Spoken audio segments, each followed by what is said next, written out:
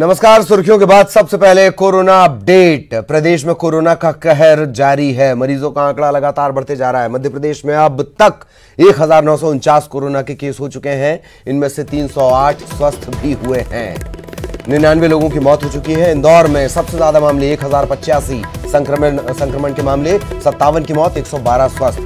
मुरैना में 14 मामले सामने आए, लेकिन 14 के 14 स्वस्थ हो गए। उज्जैन में 102 मामले, 15 लोगों की मौत यहां पर हुई है, 4 मरीज स्वस्थ हुए। जबलपुर में 56 मामले, एकदम से मामले बढ़े। 56 कोरोना संक्रमित, 1 मरीज की मौत हो चुकी है, 7 स्वस्थ हो चुके हैं। भोपाल में 377 पहुंचा है मामला, 9 लोगों की मौत हो चुकी है, 113 स्वस्थ हुए हैं। भोपाल और उज्जैन में स्वस्थ होने की दर काफी ज्यादा है। ग्वालियर 8 मामले सामने आए, 6 स्वस्थ हो गए। शिवपुरी में 2 मामले सामने आए, दोनों स्वस्थ। खरगोन में 60 मामले, 5 लोगों की मौत, 7 स्वस्थ। छिंदवाड़ा में एक मामला बढ़ा है, 5 मामले, 1 मरीज की मौत। बड़वानी में 24 मामले, 7 स्वस्थ। विदिशा में 13 मामले, बैतूल में 1 मामला, होशंगाबाद में 26। ये नक्शा भी आप देख रहे हैं, इसे देख लीजिए। ये वो स्पॉट हैं, नक्शे में हम आपको बता रहे हैं कहां कहां स्थितियां हैं खतरनाक।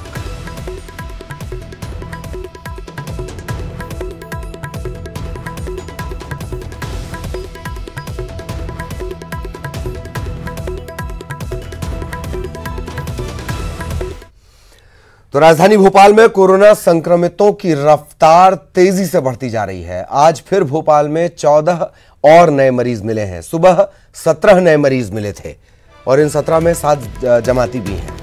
इसके अलावा 4 और मरीज भोपाल के हॉटस्पॉट इलाके में पाए गए। पॉजिटिव मरीजों की लिस्ट में 8 साल का एक बच्चा भी शामिल है। जो नए मरीज मिले हैं उनकी कॉन्टैक्ट हिस्ट्री तलाशी जा रही है।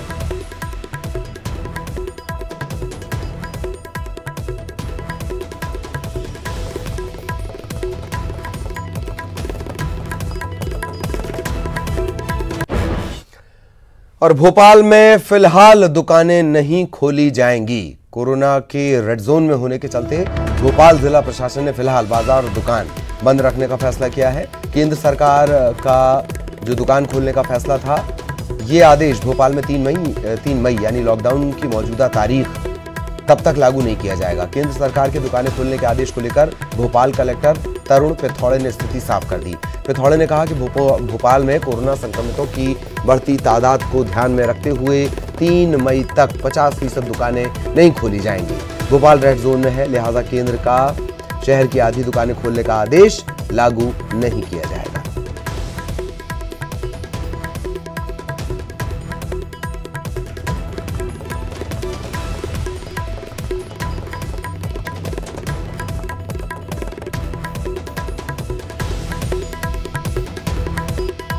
और सहयोगी पूजा भोपाल से इस वक्त हमारे साथ जुड़ी हुई हैं। इंदौर से विकास हमारे साथ जुड़े हुए हैं। दोनों से एक अपडेट इस वक्त हम ले लेते हैं। पूजा, सबसे पहले मैं आपके पास आना चाहूंगा। तेजी से बढ़ती हुई रफ्तार, तकरीबन 377 तक यह आंकड़ा पहुंच चुका है। 3 मई तक कोई राहत नहीं। पूजा, बिल्कुल ललित, कोई राहत नहीं मिलेगी और ये जरूर राहत नहीं मिलेगी।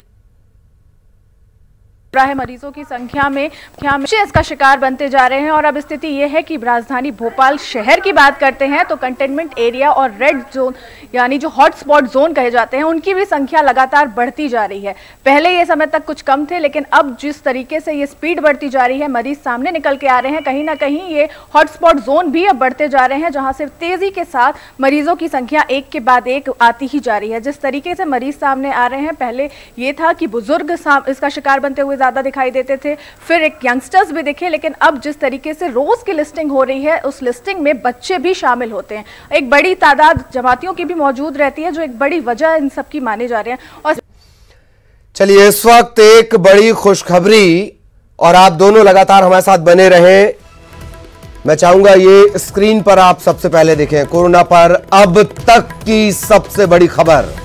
भारत में कोरोना वैक्सीन का सफल परीक्षण, जो शुरुआती परीक्षण है वो सफल रहा है, कामयाब रहा है। चंडीगढ़ पीजीआई ने वैक्सीन का परीक्षण किया है। 6 कोरोना मरीजों पर इसका परीक्षण किया गया और वो सफल रहा। वैक्सीन के शुरुआती नतीजे सफल। इसका अंदाजा भी आप नहीं लगा सकते कितनी बड़ी ये कामयाबी मानी जाएगी। तकरीबन 150 पूरी दुनिया में 150 से ज्यादा प्रोजेक्ट चल रहे हैं। 5 देश ऐसे हैं जो सबसे ज्यादा आगे हैं, उसमें भारत का नाम नहीं था। इस नतीजे के बाद भारत सीधे छलांग लगा के उन 5 देशों के बराबर पहुंच जाएगा। मरीजों पर इसका ट्रायल किया गया है। कोरोना को लेकर अब तक की सबसे बड़ी खबर और सबसे सुखद खबर, चंडीगढ़ पीजीआई, यहां पर वैक्सीन का ट्रायल भी किया गया है। जो कोरोना संक्रमित है, कोविड-19 पॉजिटिव, इन पर यह परीक्षण किया गया और इसके शुरुआती नतीजे कामयाबी की तरफ इशारा करते हैं।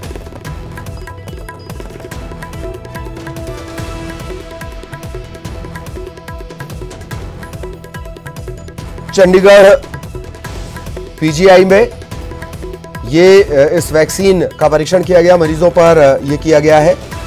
पीजीआई को यह कामयाबी मिली है।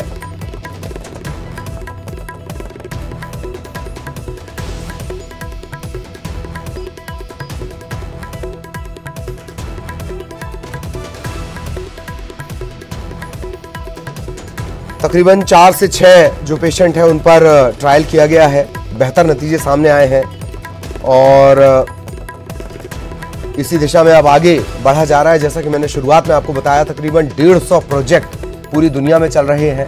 हर कोई इस वैक्सीन पर सबसे पहले, चाइना तो उसमें है ही, चाइना के अलावा ब्रिटेन है, यूएस है, ये बेहद करीब है इस ट्रायल के। अब ह्यूमन ट्रायल, इंसानों पर उसके ट्रायल के करीब ये है और ये 5 देश हैं। भारत में अब ये बड़ी कामयाबी के तौर पर देखा जा रहा है इसे। चंडीगढ़ पीजीआई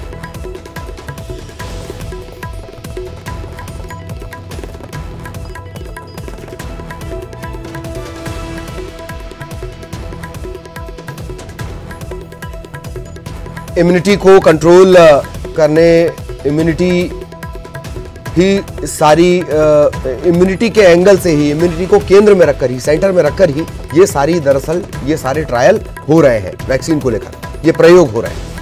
उसी दिशा में कोई बड़ी कामयाबी की खबर ये इस वक्त हम आपको दिखा रहे हैं। चंडीगढ़ पीजीआई वैक्सीन का परीक्षण किया गया।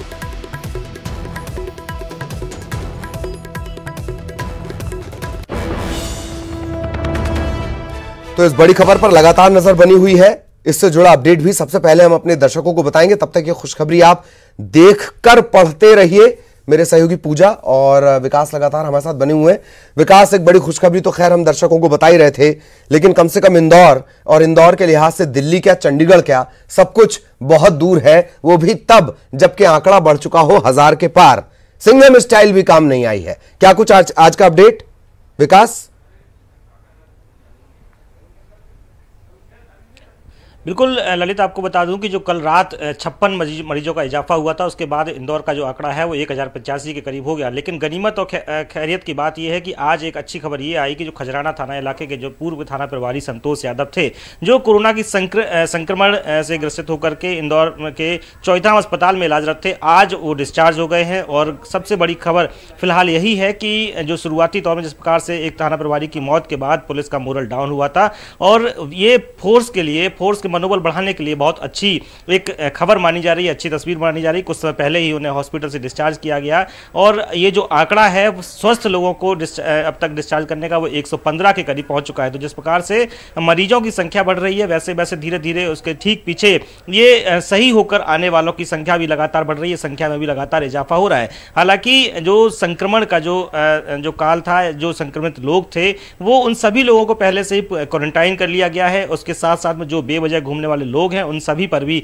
लगातार सख्ती की जा रही है कि वो सड़कों पर ना निकले, लगातार घरों के भीतर रहें, ताकि संक्रमण की जद में वो ना आ सके। ललित जी, पूजा भी लगातार बनी हुई है। पूजा, सरकार के तौर पर भी आज, सरकार के स्तर पर भी आज बहुत सारे काम किए गए हैं, उनसे जुड़ा कोई अपडेट? देखिए, लगातार जब भी जिस तरीके से केंद्र सरकार ने कई जिलों को, कई राज्यों को रियायत दी है कि वो कम से कम दुकानें खोल सकते हैं, लेकिन प्रदेश सरकार फिलहाल बहुत सख्त है उन जिलों को लेकर के जहां लगातार ये संख्या बढ़ती हुई जा रही है। यानी कि जो जिले रेड स्पॉट की कैटेगरी में हैं उन पर विशेष मॉनिटरिंग है और वहां कोई भी छूट नहीं दी जा रही है। खासकर बात करें इंदौर की, भोपाल की, जबलपुर की, उज्जैन की, तो ये ऐसे कुछ जिले हैं जहां पर बिल्कुल भी छूट नहीं दी जा रही है, बल्कि सख्ती से लॉकडाउन का पालन किया जा रहा है। लोगों से बार बार अपील की जा रही है कि घर के बाहर वो जरूरत पड़ने पर ही निकले, वरना वो घर पे ही रहें। स्टे होम, स्टे सुरक्षित, ये बार बार सरकार बता रही है और बार बार अपील भी कर रही है। जिस तरीके से लगातार इजाफा हो रहा है मरीजों की संख्या में, इस पर सरकार की चुनौती है और सरकार को इस पर काम करना है। इसकी वजह से कम समय में ज्यादा लोगों के सैंपल्स कलेक्ट कर सके, ज्यादा लोगों की टेस्टिंग की जा सके, फिलहाल ये फोकस है। और इसी की वजह से राज्य सरकार की जो लैब्स हैं उनके अलावा कोशिश खैर सरकार के स्तर पर भी हो रही है और उस पर भी नजर लगातार हमारी बनी हुई है। वक्त कम है पूजा, बहुत बहुत शुक्रिया आपका। विकास, आपका भी बहुत बहुत धन्यवाद। विकास पूजा हमारे साथ जुड़े हुए थे। अगली खबर जबलपुर से है। 13 कोरोना संक्रमण के मामले यहां सामने आए हैं और कोरोना संक्रमितों की संख्या इन मामलों के बाद अचानक से बढ़कर हो गई है 56। अब तक 56। कोरोना का संक्रमण रोकने के लिए 27 अप्रैल तक टोटल लॉकडाउन घोषित किया गया है। कर्फ्यू की तर्ज पर यह लागू किया गया है टोटल लॉकडाउन। सड़कें, बाजार सूने हैं। लॉकडाउन उल्लंघन पर पुलिस सख्त कार्रवाई कर रही है। किसी का बेटा, किसी का भाई, किसी का पति कहीं मेंढक बना नजर आ रहा है, कहीं उठक बैठक लगा रहा है, ये अच्छी बात नहीं है, ऐसा ना करना। जबलपुर के व्यस्ततम इलाकों में शुमार शास्त्री ब्रिज, रसल चौक इलाके में टोटल लॉकडाउन का असर। सन्नाटा पसरा रहा, दुकानें बंद रही।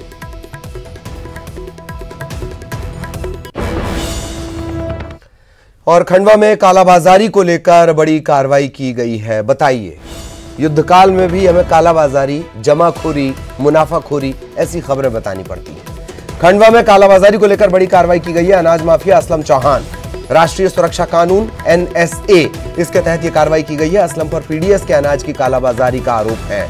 और अनाज भी किसका चोरा जा रहा है? गरीबों का। असलम के ठिकानों से ये 5 ट्रक चावल बरामद हुआ है। कोरोना संकट में कालाबाजारी करते ये पकड़ा गया है। अनाज माफिया, भू माफिया सुना आपने, तमाम शिक्षा माफिया आपने सुन लिया, एक अनाज माफिया सुनना था, वो आज कोरोना युद्ध काल में आपने सुन लिया। उज्जैन स्वास्थ्य विभाग से भी लापरवाही हो गई है, बड़ी लापरवाही इसे कहना चाहिए। जीवित कोरोना पॉजिटिव को मृत बता दिया गया। विभागों ने बाकायदा मेडिकल बुलेटिन जारी किया था और मरीज ने जब ये देखा, उसका नाम सुना, उसने अखबारों के जरिए उसे जानकारी लगी, न्यूज़ पर उसे जानकारी लगी, तब उसने अपने जिंदा होने के सबूत मोबाइल के जरिए भेजे। CMHO ने भी अपनी गलती मान ली है और नोडल अधिकारी को नोटिस थमाया गया है। 2 दिन पहले मुझे कोरोना के उसमें मैं माता हॉस्पिटल गया था। वहाँ मैंने चेकआउट कराई। मैं, मेरी मम्मी और मेरा भांजा तीनों लोग गए थे। मुझे वहाँ से इन्होंने RT गाड़ी शिफ्ट कर दी। अभी तक मेरी रिपोर्ट कंफर्म ये नहीं आई है। कोई बोलता है पॉजिटिव है, कोई बोलता है नहीं है। रात को कभी बोलते हैं पॉजिटिव वालों के साथ चले जाओ, कभी बोलते हैं यहाँ चले जाओ। इस हॉस्पिटल में व्यवस्था के नाम पे कोई कुछ भी नहीं है, ना पर्याप्त स्टाफ है, ना कुछ है। मुझे मृत घोषित कर दिया गया, जबकि मैं आपके सामने पूरी तरह से स्वस्थ हूँ, मुझे कुछ भी नहीं हुआ है।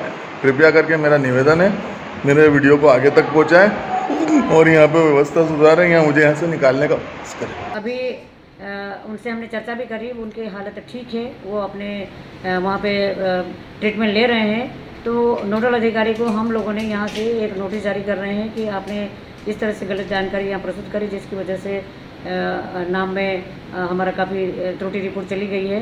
तो मैं इसका खंडन करती हूँ, इस रिपोर्ट का, इस न्यूज़ का मैं खंडन करती हूँ। और अब सुकून भरी खबर, न्यूज़ 18 की खबर का बड़ा असर हुआ है। मुख्यमंत्री कोविड-19 योद्धा कल्याण योजना के दायरे में बिजली विभाग का मैदानी अमला भी आएगा। इसे लेकर ऊर्जा विभाग के प्रमुख सचिव ने कलेक्टरों को पत्र लिख दिया है। योजना में बिजली कंपनियों के नियमित संविदा और आउटसोर्स कर्मचारी, मतलब वो कर्मचारी भी नहीं, आउटसोर्स कर्मचारी, वो भी शामिल किए जाएंगे। 50 लाख का बीमा कवर इन्हें मिलेगा। न्यूज़ 18 ने कर्मचारियों के मुद्दे पर, मैदानी अमले के जो कर्मचारी हैं उनके मुद्दे पर प्रमुखता से खबर दिखाई। फिर जवाब तो देना ही होगा में तमाम जिम्मेदारों से सवाल जवाब किए गए। आखिरकार कामयाबी हाथ लगी और अब ये जो मैदानी अमला है इसे भी 50 लाख की जो बीमा योजना है कोरोना वॉरियर्स के लिए, उसका फायदा मिलेगा।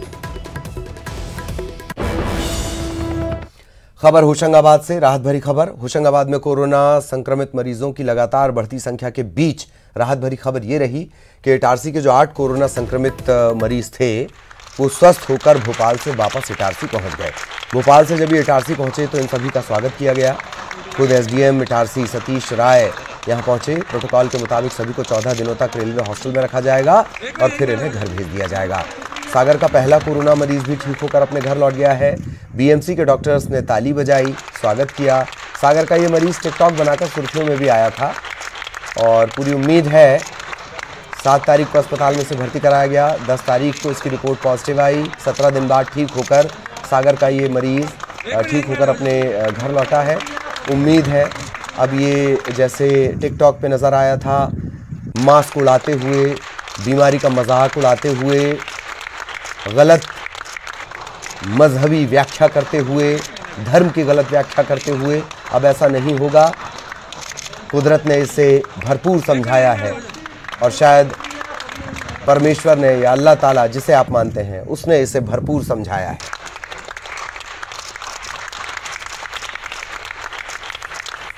इधर इंदौर के खजराना के थाना प्रभारी संतोष यादव कोरोना को हराकर घर लौट आए। कोरोना संक्रमित पाए जाने के बाद चोइथराम अस्पताल में वो भर्ती थे। आज उन्हें डिस्चार्ज कर दिया गया। तो एक और कोरोना वॉरियर वापस लौट चुके हैं। थोड़े दिन वो आराम करेंगे, इसके बाद वो फिर उसी तरीके से मजबूत दीवार बन के आपके और कोरोना के बीच निश्चित तौर पर खड़े होंगे। कोरोना पॉजिटिव आए थे, इसके बाद चोइथराम अस्पताल में भर्ती करवाया गया और आज डिस्चार्ज किया गया।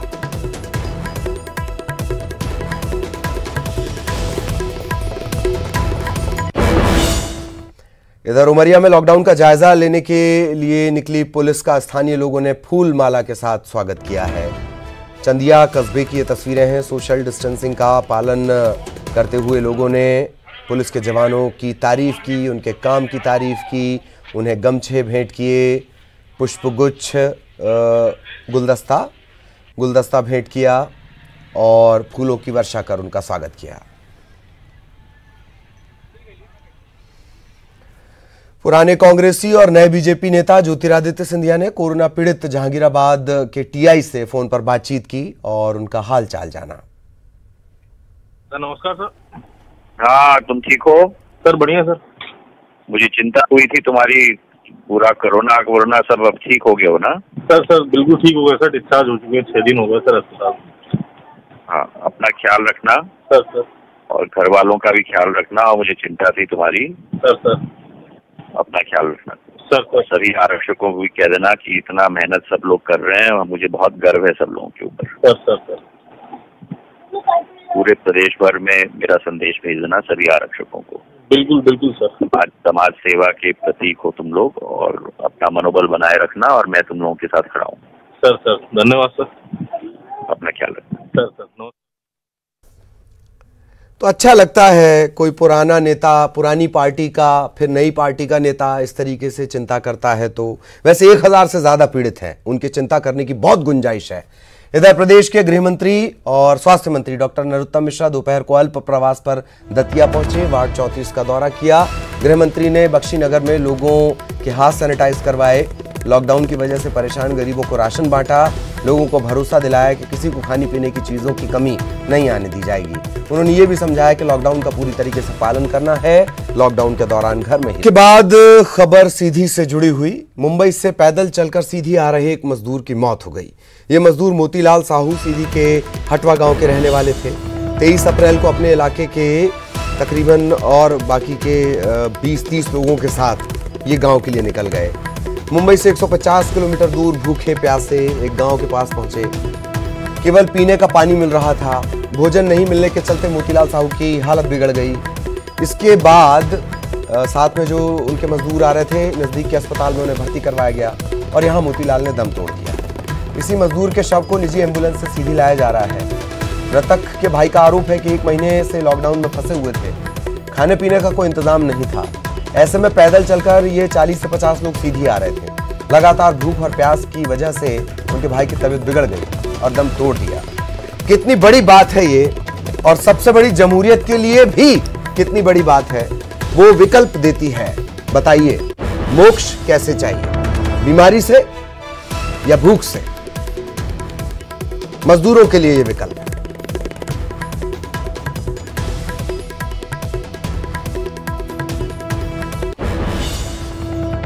और खबर डिंडौरी से। डिंडौरी में आज शाम को अचानक मौसम बदल गया। तेज बारिश के साथ भारी ओलावृष्टि हुई और ओलावृष्टि ऐसी कि चारों तरफ ओले ही ओले नजर आने लगे।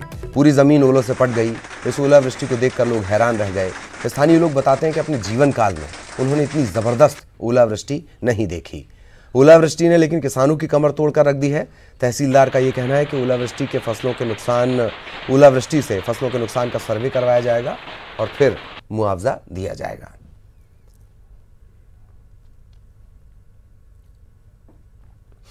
और कोरोना को लेकर कोई कंफ्यूजन ना रहे, लोगों को सही जानकारी मिले, पूरी जानकारी मिले, इसीलिए न्यूज़ 18 ने कोरोना कंट्रोल रूम बनाया है। दर्शकों के मन में जो सवाल उठते हैं उसके जवाब हम अपने एक्सपर्ट्स के जरिए, डॉक्टर्स के जरिए देने की कोशिश करते हैं। आज मुंबई से RIL की डॉक्टर वंदना जुड़ी, जिन्होंने सवालों के जवाब दिए।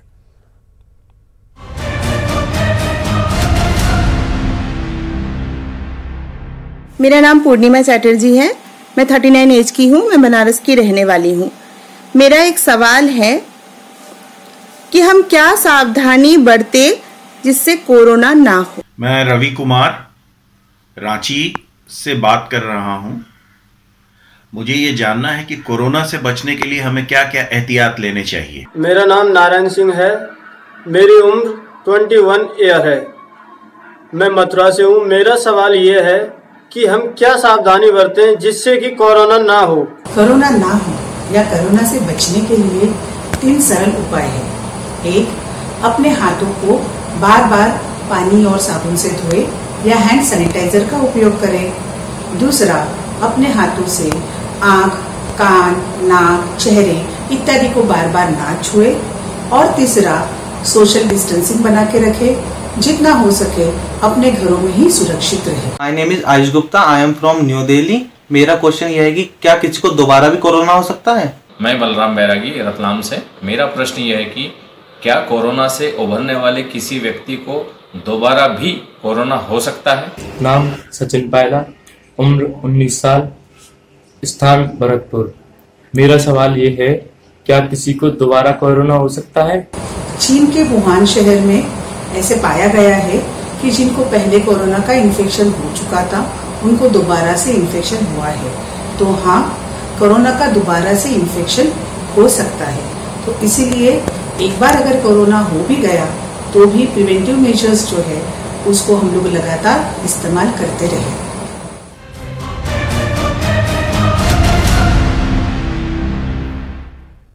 और इसी के साथ इस बुलेटिन में इतना ही। नमस्कार।